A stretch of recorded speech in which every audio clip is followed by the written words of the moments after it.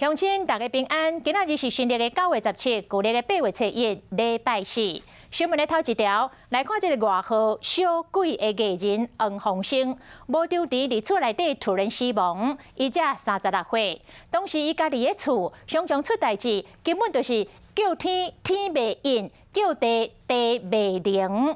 进前这个艺人罗佩莹、演员吴鹏凤，嘛拢是这款的状况。 医生讲，这种突然间引发的死亡，真正是无法度来预防。尤其大家较会去斟酌到毒鸡的老大人，等到对中年、对壮年的毒鸡的朋友较无咧注意。讲伫咧日本，这个中壮年孤独死的比例超过2成。 医生讲，唔通想讲家己要少年勇健就无代志，平常时啊，也是爱多多注意家己身体状况。啊，除了对毒鸡的长辈者加一份的关怀之外，嘛要对这个咱身躯边毒鸡的朋友加敲一通的电话，加拍一个招呼，大家互相来看顾。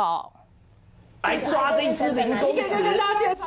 艺人黄鸿升伊面册最后内容停留伫14这段影片，伊做囡仔王充满活力，想不到2天后，人却是死伫个厝内，死亡时间超过3点钟才被发现，因为伊当时是一个人伫厝。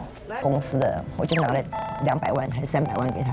艺人罗佩莹顶个月初嘛被发现死伫伊个工作室，死亡超过1天，同款是一个人。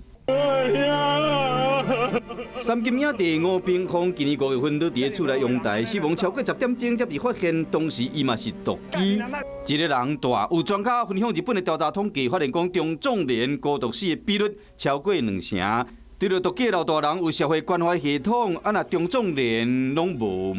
心脏疾病的高危险的患者，包括心肌梗塞或脑血管疾病的高危险的患者，包括了3高，或者是本身工作压力太大、过于忙碌的生活，或是过劳这个状况，的确这一些都是高危险群的患者。无社会关怀系统，安尼亲戚朋友都要加关心。5到6个人的伙伴，大家呢能够常常比如3餐问候。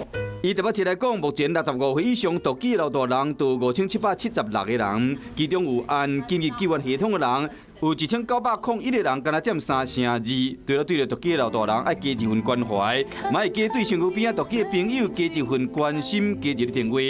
因为大家拢无法度料想，倒一天这个再会会变成最后的思念。